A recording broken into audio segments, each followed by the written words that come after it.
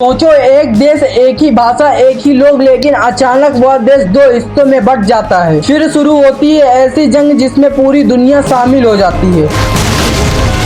साल 1945 second world war खत्म हो चुका था। जापान ने सरेंडर कर दिया था। कई सालों से कोरिया जापान के कब्जे में था, वह आजाद हो गया। लेकिन कोरिया के पास अपनी कोई स्ट्रॉन्ग गवर्नमेंट नहीं थी। अब असली ट्विस्ट आता है। उस समय दुनिया में दो सुपर पावर थे, यूनाइटेड स्टेट्स, सोवियत यूनियन। दोनों चाहते थे कोरिया उनके इन्फ्लुएंस में रहे। इसलिए एक टेम्पररी फैसला लिया गया। कोरिया को 38 पैरेलल लाइन में दो हिस्सों में बांट दिया गया। नॉर्थ कोरिया सोवियत कंट्रोल में, साउथ कोरिया अमेरिका के कंट्रोल में। असली प्रॉब्लम क्या बनी? नॉर्थ में कम्युनिकेशन सिस्टम डेवलप होने लगी, साउथ में डेमोक्रेटिक गवर्नमेंट बनने लगी। धीरे धीरे दोनों साइड अलग कंट्री जैसे बिहेव करने लगे। दोनों खुद को रियल कोरिया मानते थे, लेकिन असल में यह कोल्ड वॉर की शुरुआती थी। America, Soviet union indirectly Korea में लड़ने वाले थे। 5 जून 1950 सुबह का समय था। नॉर्थ कोरिया ने बॉर्डर क्रॉस कर दिया। टैंक आगे बढ़ने लगे। एयर अटैक्स ने साउथ कोरिया को हिला दिया। साउथ कोरिया कंप्लीटली शॉक में था। कुछ ही दिनों में नॉर्थ कोरिया साउथ कोरिया की राजधानी सिउल पहुंच गई।